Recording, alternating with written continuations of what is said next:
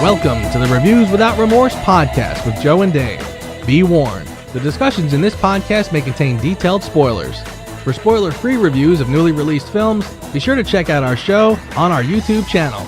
Enter at your own risk and enjoy the show. You're not fooling anybody when you say what happened 7 years ago was a good translation. Not a giant hit. It wasn't critically praised. Okay, so stop. Look, I'm trying to talk to you about this. I want Godzilla. I want to see Godzilla. I want to know that he's all right. I am the seemingly jack-of-all military trades everyman named David, and Joe is the charismatic scientist who just wants to let them fight. And this is episode 183, and in this show we will discuss the second episode of The Falcon and the Winter Soldier. I know, we said we would wait till the end, but since this episode clarifies direction, Joe and I decided we should discuss. Sticking with Marvel, Black Widow gets pushed to July, and has a streaming window too. Oh boy, here we go. Netflix pays $450 million for the rights to Knives Out 2 and 3, with Rian Johnson and Daniel Craig returning. And then, after the 1998 Matthew Broderick disaster version, America tries again to put their spin on the 1954 classic Godzilla. What's up, my man?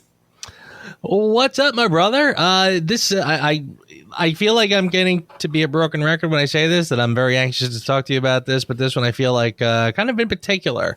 It's been a long time since we talked about this one, especially with the other ones that have been out since. So kind of curious to see where you're at with this one. Yeah, I'm kind of curious where you're at with this as well. But you know what? We got a lot to discuss, so let's get to it.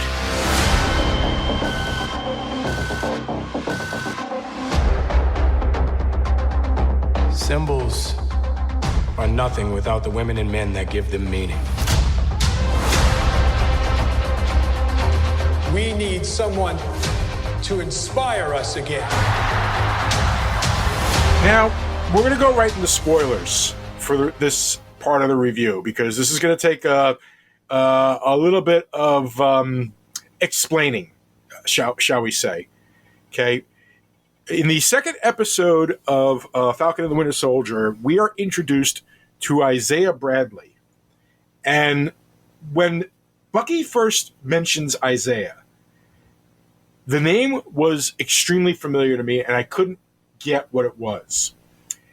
And now that I've seen the episode, I just want to throw this explanation out to members of the audience that aren't aware of the character. Although I'm sure there's been like 5,000 YouTube videos saying who this man is and so on and so forth. Okay, basically he was like the second Captain America. He was part of a little subset of the Super Soldier program that was similar to, like, the experiments they did on the Tuskegee Airmen back in World War II. It is not a happy story by any stretch of the imagination, and it touches on racism and conspiracy theories and stuff like that. It was a very harsh piece of writing. It was from the 2004 Captain America Truth, Red, White, and Black, which was written by Robert Morales and drawn by Kyle Baker. It's actually a pretty interesting story. It's a little bit cringe.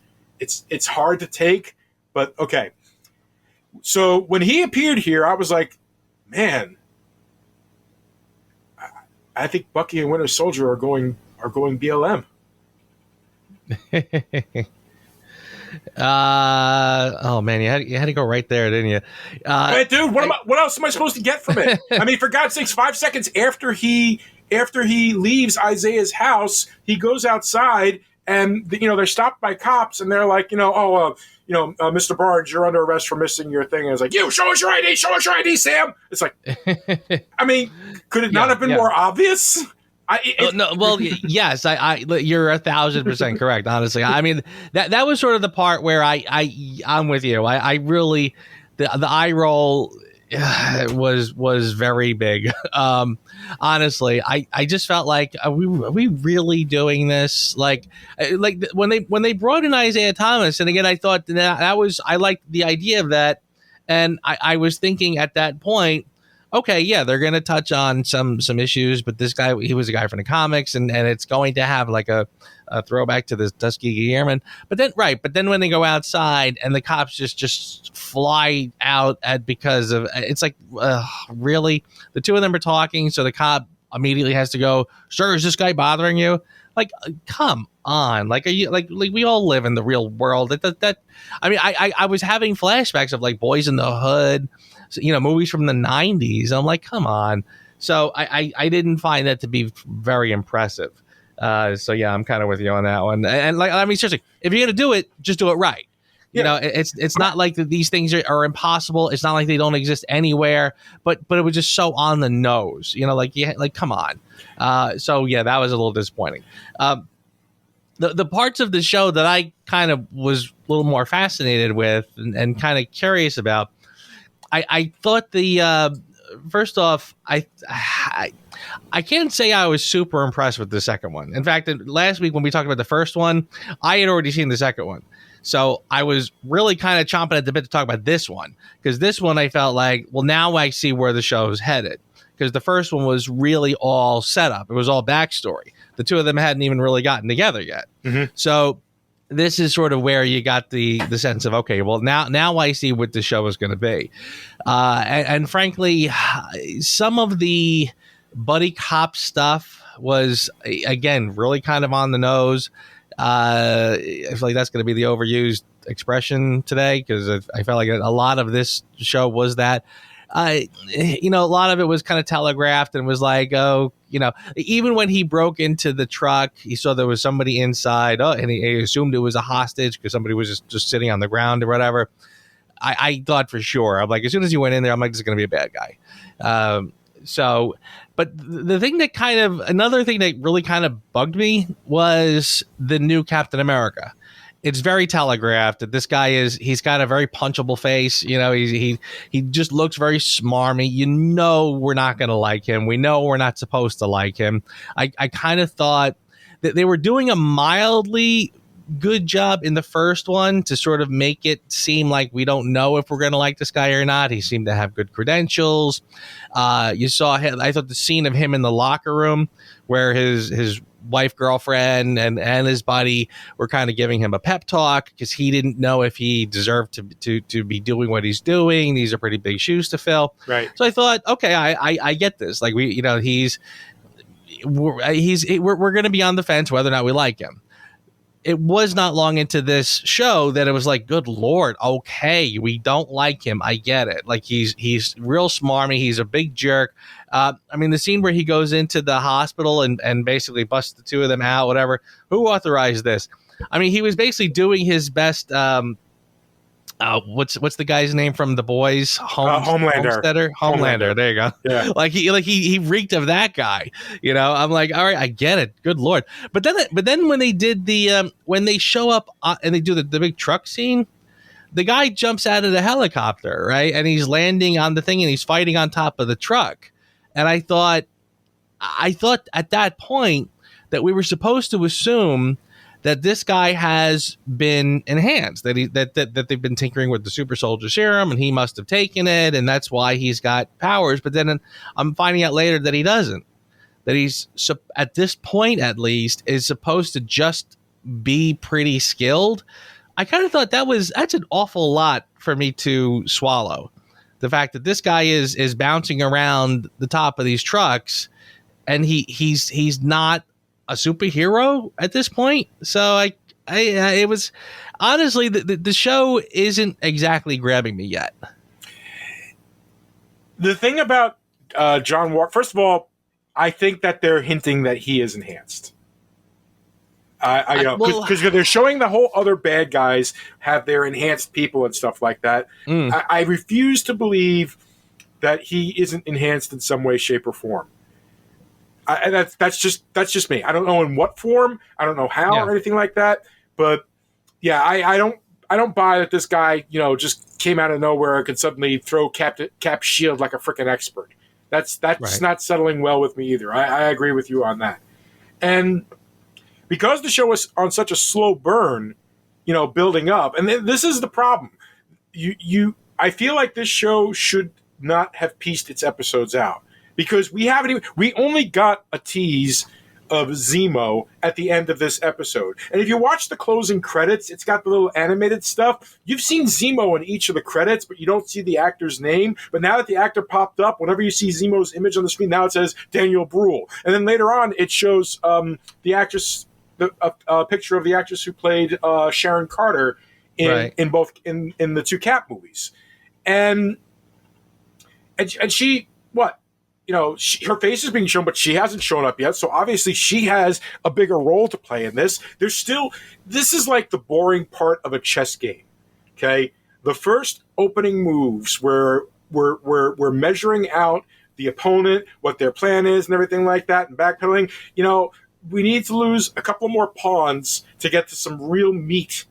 And this show is doing it way too slowly at this point. I'm still curious where it's going, but it is not going at a decent enough pace to keep me like hardcore interested. I'm more like tonight. I'm supposed to watch episode 3 with my kid. We do a back to back. We watch a show called Resident Alien, and we watch Falcon and the Winter Soldier. I'm looking forward to Resident Alien. my girlfriend's been she's been on that show like crazy. She loves that one. I'm with you. And listen, I don't want to. It's not like I'm not curious. I sort of feel like at this point, Marvel, again, I will watch anything they put in front of me, because I feel like even if I don't like this one necessarily, whatever's coming around the next corner, I probably will. Mm-hmm. I mean, the show it's just getting started, so it's got a lot of opportunities to turn around and get better. And seriously, even a mediocre Marvel show is still 10 times better than a lot of other things I could be watching. So yeah, I just at this point, I'm kind of it's kind of, I'm a little wary about it, because like you said, it's the messaging in it is very telegraphed. It's very on the nose. The story, it's just kind of okay. And honestly, a lot of this, they're really amping up by the time they did this bit where they were in the psychiatrist's office and they're doing the staring contest, I'm really kind of like, guys, look, I get what you're trying to do with this. This is supposed to be the buddy cop show of the Marvel, of what we're getting. Everything kind of picks its own genre, and that seems to be the one that this one is following, the buddy cop routine. It doesn't. I feel like I want a little more maturity in my storytelling, and I feel like the blatant kind of silliness, like we're supposed to chuckle because they're doing a staring contest, and the therapist is kind of yelling at them for it. It's like, I need a little more than this, guys. Okay, you got a plan, or shall I just stay duck and cover? My plan was to drive us away. Well, your plan sucks. July 9th, a year and a month later, Black Widow is finally coming to the screen. I gotta tell you, there's a part of me that is at this point, I don't care. I know that's awful to say, because I actually do care. I actually do want to see this and everything like that. But it just feels like it's been so damn long now. I'm just bored with waiting for this. But the real surprise is that not only is it getting released on the July the 9th, but it's also getting a day and date on Disney Plus. I'm kind of wondering, when we hear about things going right to streaming, is that sort of is that kind of like the new January? Like when you hear about a film being released in January, you're like, all right, I guess it's not going to be so good. I guess they don't have a lot of faith in it. I don't know. Should we be nervous when they go to streaming, or is that just kind of part of the deal now, you think? I think it's just part of the deal right now, to be honest with you. They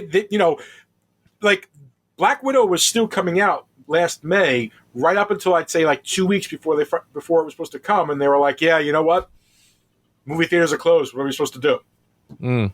So I don't think it's a thing of where they're just like, oh no, this is a stinker, we have to dump it off. It's more along the lines of, I kind of feel it's like Feige being like, look, we introduced some things in here that are going to pay off in the next series. This movie has to come out. Come on.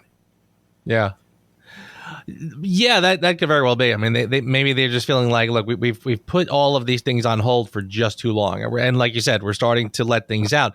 One of my theories about WandaVision was that that was not the ideal time for that one to come out, and maybe it suffered because of it. Maybe there was some things they couldn't see through till completion because they haven't done other things yet. So yeah, that is a very valid point. It could simply be just a condition of where we are right now that they have to put things out to streaming. But I don't know. Like I mean, I guess because I'm hearing of other franchises. I guess I'm thinking of James Bond in particular, that I think they're desperately trying to wait until they get a big theatrical release. I don't think they're going anywhere near streaming. So, yeah, I'm kind of just sort of, and maybe I'm also feeling a little gun shy after Wonder Woman 84. Maybe I kind of feel like, well, we saw what that one was. They put that one right to HBO Max. Is that where they're going to unload some of their, to try to recoup some of the losses they might be fearing with strictly theatrical releases? But yeah, I think it's probably way too early to try to come up with any kind of conclusions in that respect. Yeah, and in Warner Brothers' case, I could see it, but not. I don't see it with Disney. Not with something like this. No. Not to mention the fact that like Soul, was an excellent movie, and it released on streaming. It didn't really get a theatrical release, so I don't know. These are just weird times. We are curmudgeons in a very interesting time. Okay, we're technically savvy enough to appreciate it and everything like that, but there's still that part of us like, I want the movie theater experience back. Get off my lawn. I'm gonna take you all love twisting the knife into one another. Up your ass. Oh, very nice. Matter of fact, eat shit. How's that? Eat shit. Eat shit. Eat shit. Smug smile. Definitely eat shit. How much is a modern uptake? How much is a modern update of Agatha Christie style detective stories worth? If you said $450 million for 2 sequels to Knives Out, you were correct. That's the price. Knives Out, a movie that Joe and I, due to the reputation of its director, were all ready with, our Knives Out to assassinate, but wound up enjoying, is getting 2 sequels, and they're going to Netflix. $450 million for Knives Out 2 and Knives Out 3. Daniel Craig is on board and Ryan Johnson's on board, so yay? Yeah, I kind of feel like, well, first of all, I don't know that price tag makes any sense to me, even if it's 2 full-length films. And I kind of feel like, well, like, when I hear that, I'm not really sure what that covers. But anyway, with that said, I would feel that Knives Out sequels probably would work pretty well as a sort of a streaming movie. Again, with that price tag, I don't know. Maybe I'm contradicting my own ideas, but yeah, I would say that's probably true, because I when I saw the first one, again, and you and I both agreed, we were both very pleasantly surprised that it was a very fun thriller. It was, I mean, again, in a when you're talking about the theater going experience, sometimes you're stretching your movie going dollar a little bit to expect me to go and be tickled, with a film that is pretty much a low key thriller, an old fashioned murder mystery. I feel like this is the kind of thing years ago would have been like a TV movie, like something for television. So the fact that it's kind of stepping back a little bit to be a Netflix sequel, that to me kind of makes perfect sense, frankly.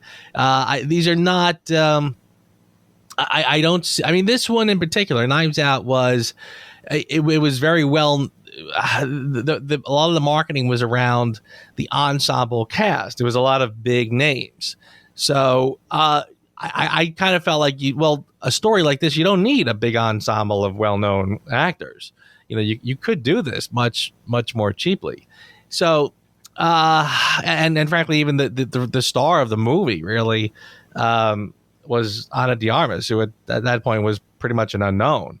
So Yeah, I kind of feel there's a logic to moving to the streaming services for the sequels. And fingers crossed. I hope they just keep the quality up story wise.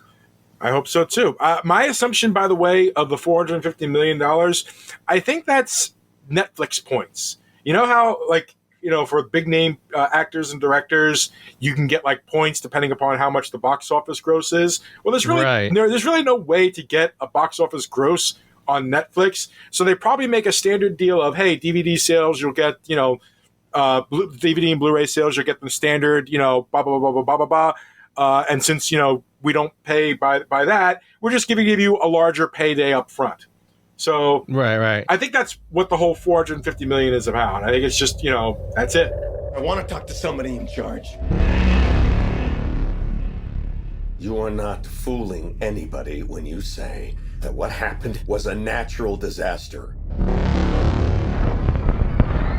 You're lying. It was not an earthquake. It wasn't a typhoon. Because what's really happening is that you're hiding something out there. The world is beset by the appearance of monstrous creatures, but one of them may be the only one who can save humanity. Written by Max Borenstein, based on a story by Dave Callahan, based on the character Godzilla, owned and created by Toho Company and Ishiro Honda, Takeo Morita, Shigeru Kayama, directed by Gareth Edwards, Godzilla, the American version. Maybe I should be like, Godzilla, American style. Do it for the red, white, and blue. What is it about the gutlessness of the filmmakers of Godzilla movies? Why do they not have the balls to actually show Godzilla? The movie is called Godzilla, and we get, what, maybe, I'd say 15 minutes of screen time out of the entire 2-hour run? I think Heisenberg, I think frickin' Walter White, oh my God, why can't I remember the actor's name? Bryan Cranston got more screen time than frickin' Godzilla did in this movie. All right, wearing my heart on my sleeve a little bit. I like, but do not love this movie. That's my opening statement. Joe? That was just fine. Boy, first of all, I on a semi pleasant, interesting note, as I was rewatching the film, I kind of completely forgot about the reaction that I had the first time we saw it. And quite frankly, it probably wasn't even until just a few seconds ago when you remarked on how little you actually see Godzilla. I kind of had a flashback. Oh yeah, that's what we felt about it when we first saw it, was how shockingly little of actual Godzilla you saw. In fact, as I was watching it this time, there was at least twice where, I mean, it's all this exposition and build up and all of these other characters running around doing stuff. There was at least 2 times when the camera finally pans up and you saw Godzilla and then it cut to something else. And I was like, what the hell? I mean, what is this all about? I mean, it was so weird how that happened and kept happening consistently. It's like this film wants to be anywhere Godzilla ain't. So yeah, you're right. That's a very good first just impression of the film. I'm gonna come out and say it. This was a tough watch for me. Like I said, I really did forget this film. I just completely forgot the whole thing. I remember kind of like, oh yeah, Bryan Cranston. Oh yeah, he's doing that. He's the crazy old scientist. Oh, I know what these things can do. This one killed my wife. I'm gonna, whatever. Everyone else thinks he's crazy, and I know, like, we're gonna find out he's not crazy. And oh my God, I was right all along. I mean, we know where that trope is going. Yes, right, completely. I mean, not only that, but again, like, they showed us the intro with him and the wife. So it's not even the classic trope where At this point, we don't know if he's crazy, or when we find out he's not, we'll be just as surprised as everybody.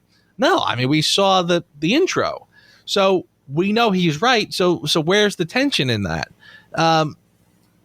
But honestly, so yeah, this was a tough watch. I had at least 2 false starts, honestly, where I got about 45 minutes into it and kind of just sort of gave up on it. Then I went back and I said, well, let me do this from the beginning. I won't start and I watched it from the beginning. And then again, I kind of like got 40 minutes into it and just sort of just petered out and got distracted.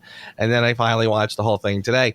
But yeah, it was tough to get through. I really struggled with it. And honestly, another thing that I was reminded of, and this is like at the point where Godzilla and the monster are finally fighting in the last half hour. Another thing that I completely forgot was how dark everything is. Yeah, you can barely make it out.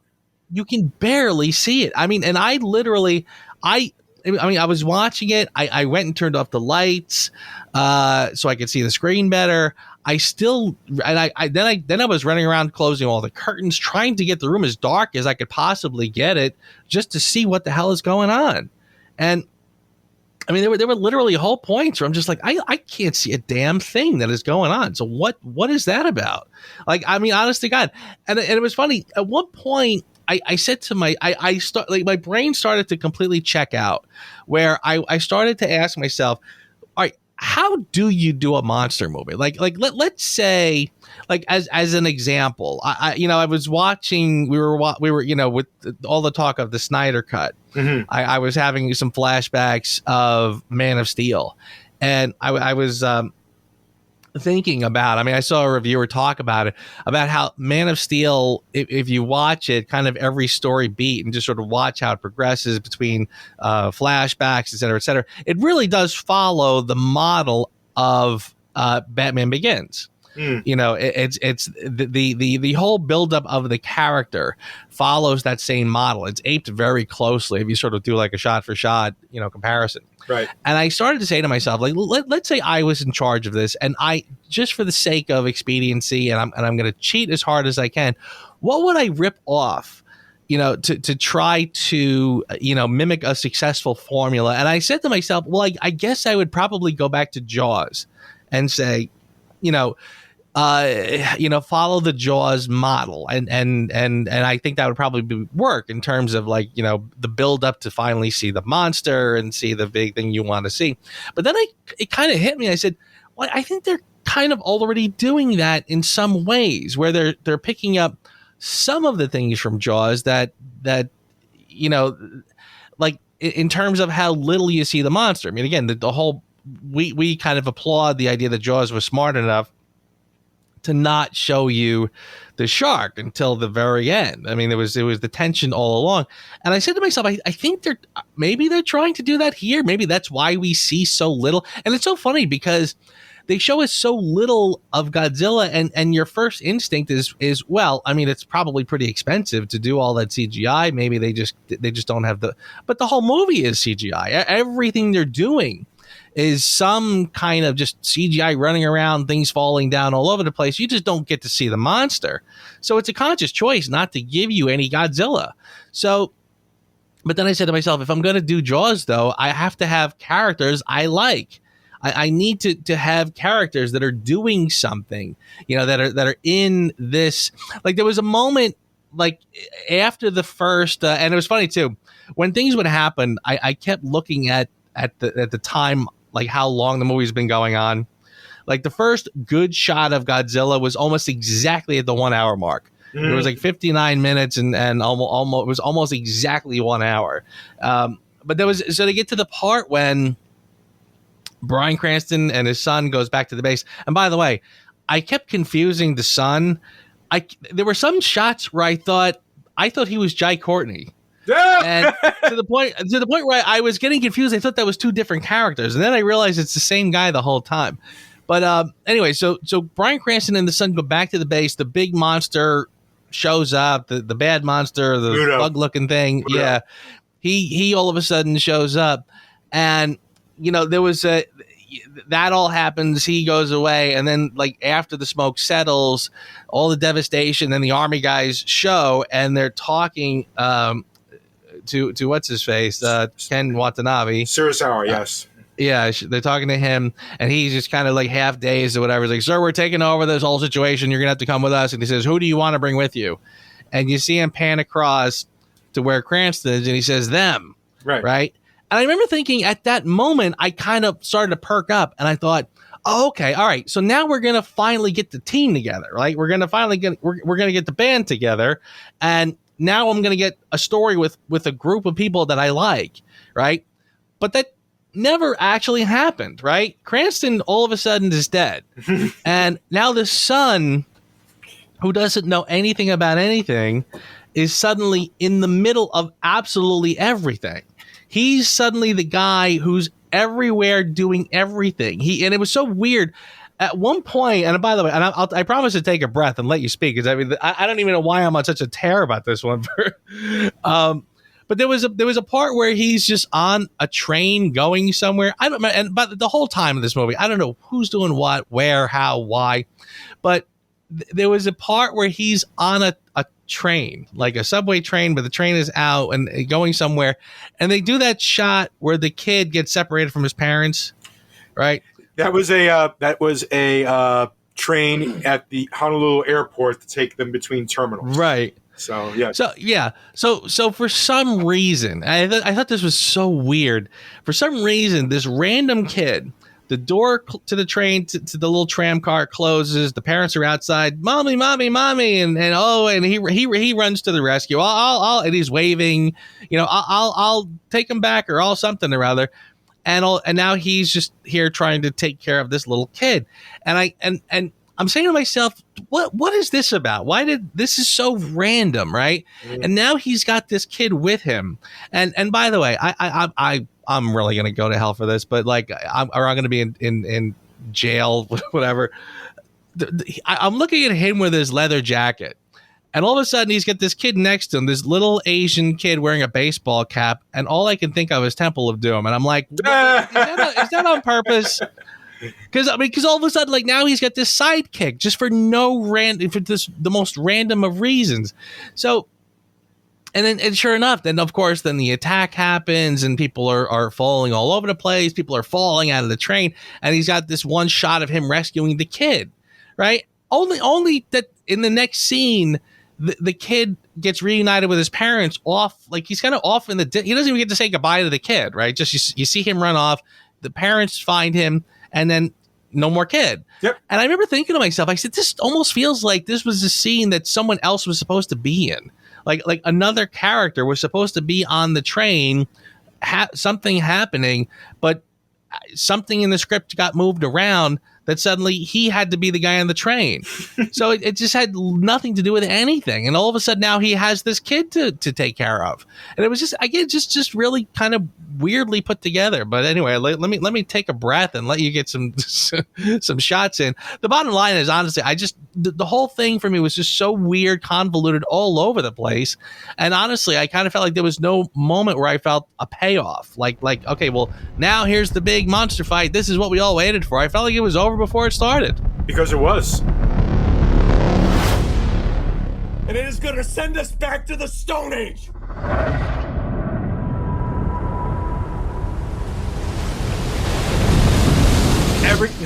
This movie is an example of, like, hold your breath, but don't exhale. Right. This entire movie was like, oh boy, here it comes, and it came, and it was nothing. And it was like, and it happened over and over and over and over and over and over and over again. Like, consistently over and over and over again. You would get to these points where you would get excited and hopeful, and you would think to yourself, okay, this is where the movie starts to finally come together. You have a movie where you have, at best, two interesting characters. Okay? You have Joe Brody, which is the Bryan Cranston character, and I liked the idea behind the character. Okay, this guy was at ground zero when the first Muto decided to, camp out. or lay eggs or whatever the hell it was that it did at that place, which they never really explained. For a movie of exposition, they really don't explain a lot, do they? Right. Yeah, exactly. Right. There's a lot of gobbledygook in this. Right, and yet they don't explain anything. Right. Yeah, that was a big frustration for me too. I felt like every time they were talking, it was a lot of just gobbledygook, a lot of science and stuff, and I'm like, I'm not understanding any of this. It's like you said that maybe they were following the Jaws template, and I could partially see that. But the difference is that Jaws, the reason why Jaws didn't show up as much as it did was because there were technical issues with the shark. Sure, that was a decision based on, and honestly, it's one of the my biggest reasons why I feel that you should never give a creator an unlimited budget, because they will never ever be satisfied. Right. You give limitations to a creator, that's when they get their most creative. And I feel like Jaws is a perfect example of that, because or else we would have had a movie where every other scene was with the shark, and it probably wouldn't have been anything more than just a B-grade movie instead of the classic that it is.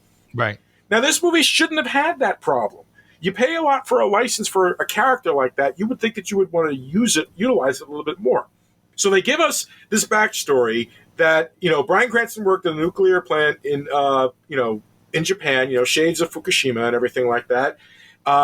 Big tragic thing with his wife, dying because of a leakage and everything like that. And he has to be the one that closed the door. That big dramatic. That part of the movie had me.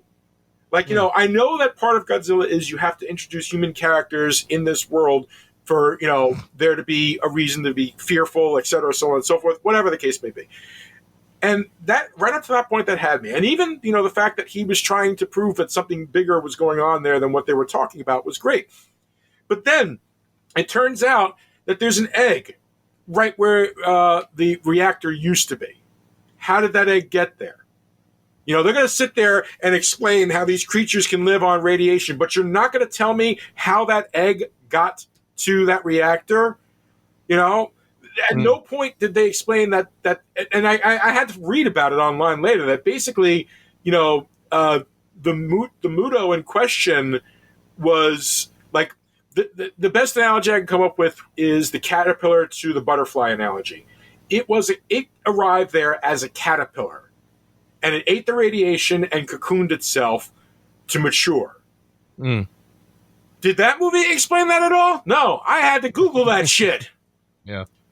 But there you go. That's a great explanation that the movie, it's like this movie was so obsessed with telling the wrong story so much. Like, it was more, the whole, this is like a nickname for these movies. They call them the Monsterverse. Okay? Everything's got to be a damn verse now.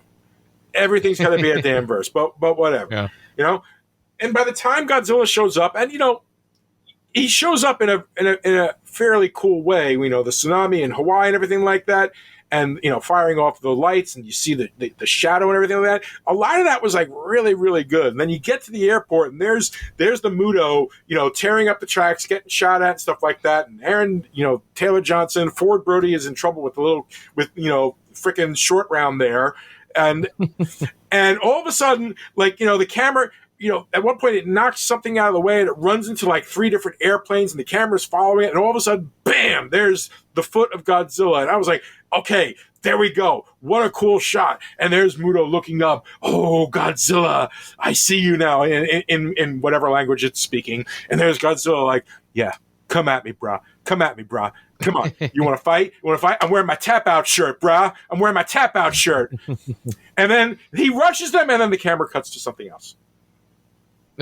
Right. Totally.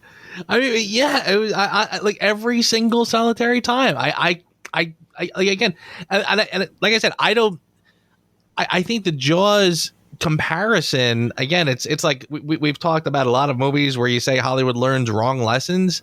I kind of felt like they were sort of like trying to ape that Jaws model, but not quite getting why it is what it is, or why it works the way it works. I mean, there was like at least two good shots where the main guy, and again, I was so frustrated because I felt like, it was one of those situations where like the guy who shouldn't be the lead is the lead just by default. Mm-hmm. And there was at least one, like two. There was two solid shots. The one I guess wasn't terrible, but there was two shots where he's literally face to face, staring into the face of the creature. Like he has the creature's full attention for some reason. The one was towards the end when the bad monster is like looking right at him right before, and he puts his gun out like he's going to shoot him, and they kind of do the bit where Godzilla gets him from behind, and he kind of looks at his gun like, did I do that or whatever? But Godzilla was, I mean, how you could do that gag with a 500-foot tall monster, I don't know, but they took a shot, whatever. But there was another one earlier when like they showed Godzilla. I don't remember if he fell down or what happened, but he turned and looks at the guy right in the face. And then all of a sudden, like some smoke came up and just sort of covered Godzilla's face, right? And it was kind of, sort of a weird moment. But then, like, it was weird. Like, Godzilla's, like, looking right at him. The smoke sort of fills the screen, and then Godzilla's kind of not there anymore. Then the guy just sort of turns around and looks away because he can't see Godzilla anymore. So he just sort of, like, turns his attention elsewhere. But it's like, but wait a second. But Godzilla's still right there. Like just because you can't see him doesn't mean you just go, whatever, and you look away. No, he's still right there. I mean, you're talking about something that could kill you if it turns quickly or something. There was a lot of moments in this film where I kind of thought like the attention to detail, and I sort of hate to pick on it for this because there was a lot of times when they were doing it very well. But then there were other times when, like for example, like you see guys in the boat, right? And they're watching. All of a sudden, Godzilla, roar, shows up and he stands up or whatever. And I'm waiting for the big wave to come and knock the boat over because Godzilla just showed up like not far away, like a big wave and then nothing. Like there was the boat didn't rock at all, and so it was like there was a lot of little moments like that where I was kind of like, you guys are missing the details here, and it's kind of killing it for me. This movie missed a lot of opportunities. That's what this movie really feels like. A lot of missed opportunities. So obsessed was it with trying to convey a world in a short running time. I think this movie was like 2 hours? Yeah. If I remember correctly. All right. Mm-hmm. They're trying. I only know that because I was watching it. I was watching the clock very closely, but yes, go ahead. What they were trying to do is, you said earlier Jaws. I kind of feel like this is more like they were trying to Iron Man. They were trying to introduce this world, the characters, the monarch, the company that is supposed to be monitoring the monsters and stuff like that, who makes an appearance in Skull Island and in Godzilla versus Kong, which that's next week. But it disjointed and yet overly complex when it didn't need to be, and yet not giving enough of what the audience is really here for. I kind of feel like, you know what this movie reminds me of? Ladies and gentlemen of the audience, have you ever gone to Florida? And have you ever, as you were out and about, said, hey, if you come here and just listen to us talk for an hour, we'll give you Disney World tickets? You ever heard of those things where they try to sell you a timeshare? Sure. Okay. This movie's like a timeshare sales. Okay. They lured the audience in with these promises of big Godzilla fights and stuff like that. It's like, before you get to that, we have to explain about Monarch. And we have to talk about the science as to why these things are here. Now you have to sit and listen. We've got your Disney tickets. Your Disney tickets are right here. They're right here. You saw the trailer. Where they're fighting each other, right? All right? We'll get to that. Please sit down. You have to listen to the entirety of our sales pitch before you get the Disney tickets. Right. That's what this movie makes me think. Because when it finally does get to, the big fight scene at the end, if you're in the best possibly lit room, if you turn the brightness all the way up, what you see is pretty damn cool. But I don't know if it was worth the time to get there. And certainly not the conditions that you make us have to work under. Why do I have to turn the brightness on my TV to like maximum? Right.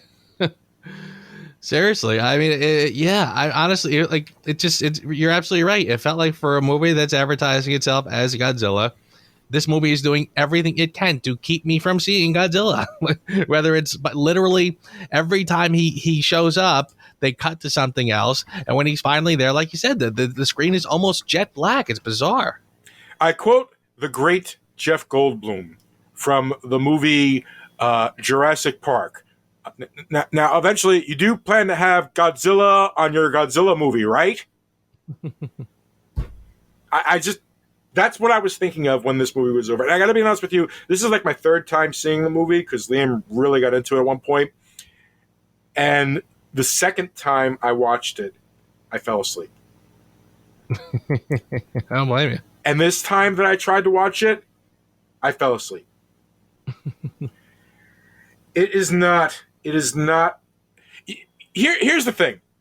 You can make a frivolous, action-packed Duke Fest. And I will give you credit and I will review it as that. You do not have the right to bait and switch me. And this movie just feels like a giant bait and switch. You know, I was promised Godzilla, and every single time Godzilla came on the screen and I thought, here it comes, it was like prom night and you're getting a handy and then she stops and walks away. Right. All right. I apologize for the crass image, ladies and gentlemen, but that's just the frustration that I have with this movie. It really felt like any of the good things that it was trying to do got completely diminished by all the bad build-up to that part. It's not even mediocre. In 1954, we awakened something. Well, there's nuclear tests in the Pacific. Not tests. They were trying to kill it. The movie is so damn lazy that, as far as I'm concerned, I'm not going to give it any more time. Okay, we're done. We're done here. What more is there to say? Okay, yeah. We will cover whatever else in our Who Asked You and our For Your Considerations, few as they may be. We're scoring this puppy. And I'm going to start. Is America ever going to get Godzilla right? Do I always have to rely on the Japanese to get Godzilla right? Do you realize why we didn't review this movie initially? It's because Joe and I actually reviewed Shin Godzilla instead. And that is a superior movie. Yes, it is. Much, much superior movie. Okay? And yes, even that had its silly little, we're focusing on the people and stuff like that, but they had compelling people. This movie has cookie cutters at best. This Ken Watanabe. When Ken Watanabe is your only hope, I love Ken Watanabe, but it's not enough. You need more in a Godzilla movie than just Ken Watanabe, as awesome as he is. And you had Bryan Cranston. You could have done something with that, but no. Contractual obligations, I don't know what it was. All I know is that he was wearing a wig because he still had his Heisenberg haircut at the time. And a bad wig. And a bad wig at that. The end does not redeem the beginning. This movie is a 3. And I can't say, if you're a Godzilla fan, I can't suggest you watch it. And if you're not a Godzilla fan, this isn't the movie that's going to make you one. I'm with you. I'm kind of I'm not real surprised, but kind of surprised at just how close we are in our dislike for this film. Like I was sort of thinking and maybe even hoping that you were going to be the one to say, "Oh, come on, it's it's just meant to be fun and it's meant to be monsters fighting and it's." But yeah, no, it's. I think we're both kind of on the same page. We would have liked something like that, just fun and silly and whatever. But yeah, boy, this one, it's so far up its own ass. I'm sorry that it's too busy trying to be something and trying to. It just doesn't work. I mean, honestly. And seriously, I couldn't follow. I mean, all the gobbledygook that I'm watching, I literally just couldn't follow it. I'm trying to remember like who's where, how they got here, where they're going and why, and what they're trying to do, and everything is. I mean, well, whatever. I'm giving this too much, just too much air. I am also giving it a 3. It just ends up being a mess and not the good kind. It hurts me to give it a 3. You think I didn't want this to be, a 7 or an 8? You think it makes me happy to do this? You think that when my son listens to this, I'm not going to have a long talking to from him? I'm not looking forward to that, but this is the reality of the situation. Look, I love, and again, I'm going to point out that the only reason it got a 3 is because I could, actually adjust my TV enough to be able to make out the final fight, and I rather enjoyed it. That's really the only reason it even gets that much. It would have gotten worse. But by the way, Joe, who asked you? Honestly, the whole thing is such a silly mess that it's really hard to just pick one or two things. But I think what I'll say is, by the time they got to the train sequence, and I mean the other train sequence where they were going over a bridge with the nuclear bomb, again at night, hard to see. Then the monster shows up and smashes the bridge. The train goes into the ditch. There's a shot, and I literally, this was the moment where I sat there kind of going, am I seeing what I think I'm seeing? I'm pretty sure the monster grabbed the nuclear missile off of the back of the train and ate it. Yes, that's what you saw. And I'm saying to myself, and I get, like, I remember, like I kept trying. It was like I kept bargaining with myself in my mind. I'm saying to myself, all right, I get the point that this was the original Godzilla, had something to do with the nuclear wars, and it was the nuclear radiation that created Godzilla, so he was feeding off of the radiation. And I've seen other films since then that try to sort of ape on that, and I kind of feel like in some ways the other ones get a little more carried away with it. So I was trying to cut it some slack.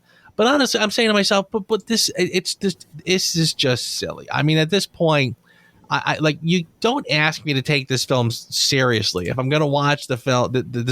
A scene of the big giant monster just eating the nuke, like it just ate it, for God's sakes. Like, I mean, I could have, if you did something where you set off a nuke and it got bigger or something. Oh, look, I told you it feeds off the radiation.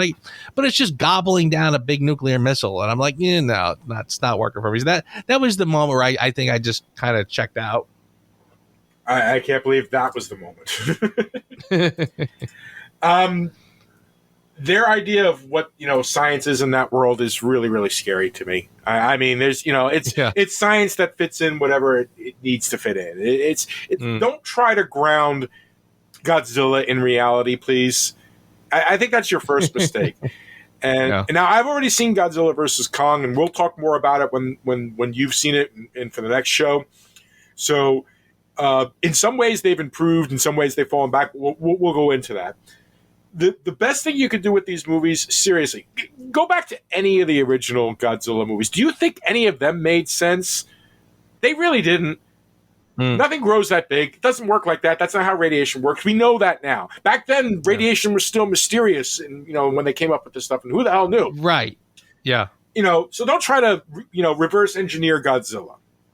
For me, I'm going back to like everything that I've said since the beginning of this show. All right. And it still annoys me. It's still the biggest mistake you make. You name the movie Godzilla and you gave him 10 minutes of screen time. Right. Okay. That's it. That's my Who Asked You. If I was running the reins of this movie, Godzilla, every single fight would have been seen. There would have been a hell of a lot more Godzilla screen time. The camera would not have cut away right when the action was about to start. Not ever. Yeah. I'm with you. I am with you. That was wildly. I'm trying not. This is a phrase that keeps popping to my mind. I'm trying desperately not to use, but I'll just say that the film was a big tease. They kept teasing you, and yeah. I'm the one that made the handy reference earlier, dude. So it's okay. There you go. All right, a little bit of a harder one is going to be for your consideration, and I'll go first if you don't mind. Sure. Really, everybody talks about the infamous "let them fight," and it's a fine, cool line and everything like that. But it's like, it's advice that he gave that the movie wouldn't follow. So I'm not going to give it to that. All right. What I am going to give it to, because it was the only thing from the first time I saw it, even this last time, that still made me giddy when it happened. And it's the scene where the Muto has realized that its babies have been destroyed, and it kind of sees Mr. Everyman Ford Brody kind of sitting there and has this angry look on its face and everything like that. And in the background, all you see is like a shine of blue. And then the Muto looks at the blue, and the blue is going up the tail, up the backbone, to the eyes, to the blue eyes of Godzilla, and it's the first time he fires his atomic breath. I squee every time it happens. So that's my for your consideration. The first time he uses his atomic breath. Nice, and I like that one. That's a good one. If you're gonna, that's a pretty damn good. Mine is actually pretty similar. I was simply just going to go with the look of Godzilla himself. I thought for the most part they pretty much nailed it. I was pretty happy with how he looked. I've seen others. I'm with you. I'm going back to it was 80 something or other. There's been a couple where they kind of got it weird. I'll even say this. I might even like it better than the Shin Godzilla. The Shin Godzilla, I mean, I thought that the look was pretty spot on perfect once you kind of got to the like they kind of did the thing where he starts off as this little nothing, and then by the end of the film he's transformed into the Godzilla that we know and love. Yeah. I remember even then I thought I couldn't quite figure why they stuck with these tiny little arms. You know, these tiny little stick arms was sort of, so I kind of in some respects will even say I think this one is even a little bit better. So no complaints for the look of Godzilla here. Bravo, sir. I'm down with that. I am absolutely down with that. Good old costume commander manages to make an appearance. There you go. Right. Somehow can work that into pretty much everything we do. You have no idea what's coming.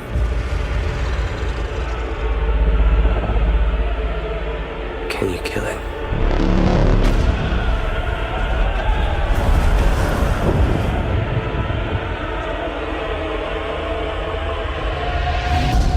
The arrogance of man is thinking nature is in our control.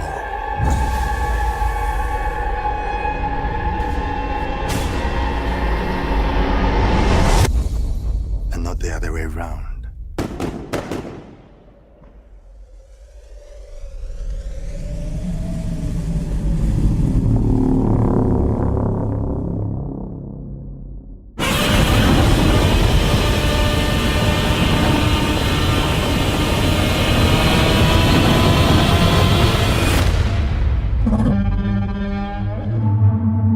Well, that's it, man. That ends our review of Godzilla 2014. Wow.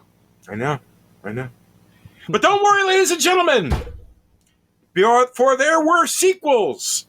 Now, we have already covered Godzilla King of the Monsters. Joe was not a fan. And I was and I was very much smash toys and everything like that. But we're coming up. We're going to do it next week. Godzilla vs. Kong. It is out. It is on HBO Max and out in theaters. Joe, I have given you access to it. So thank you. So please have at it. And then we're going to come back the following week and finish it off by doing Kong Skull Island, one of the ones out of this entire Monsterverse that so far Joe has actually liked. This is true. That is true. I won't spoil it, but yes, I of all of these so far, I enjoyed that one the most. All right. Yes, I'm looking forward to discussing Godzilla vs. Kong with you, especially since I've already seen it. So I know what you're. Yeah, I won't ask. I won't ask what you thought of it. So we'll save that. So but no, I am definitely looking forward to it. I feel like just despite my experience today, I am still looking forward to Kong versus Godzilla with some high. I won't say optimism, but I will say high hopes. Let's just put it this way: daytime fights. There you go. All right, and but also, I will also say that the handful of nighttime fights that do occur are actually extremely well lit. Very good. So I'll just leave it at that, and we will discuss it next week, sir. Well, it wasn't a perfect movie by any stretch of the imagination, but it's always great to talk with you about this stuff, sir. Same here. It's I like knowing that if I don't like it, I got somebody I can bellyache to. It always works out. You're welcome. All right, brother. Well, thank you as always for this one, and I am looking forward to the next one. So I will see you next week. Thanks for listening to the Reviews Without Remorse podcast with Joe and Dave. Join us here every Thursday for a new episode. And be sure to check out the Reviews Without Remorse channel on YouTube for spoiler-free reviews of new releases. If you enjoyed this podcast, please consider becoming a patron. You can find our page on patreon.com. As little as $1 a month goes a long way. All clips in this podcast are used for commentary and critique, and is considered fair use. No copyright infringement is intended. Up from the depths, 30 stories high, breathing fire, his head in the sky. Godzilla, Godzilla, Godzilla, and Godzilla.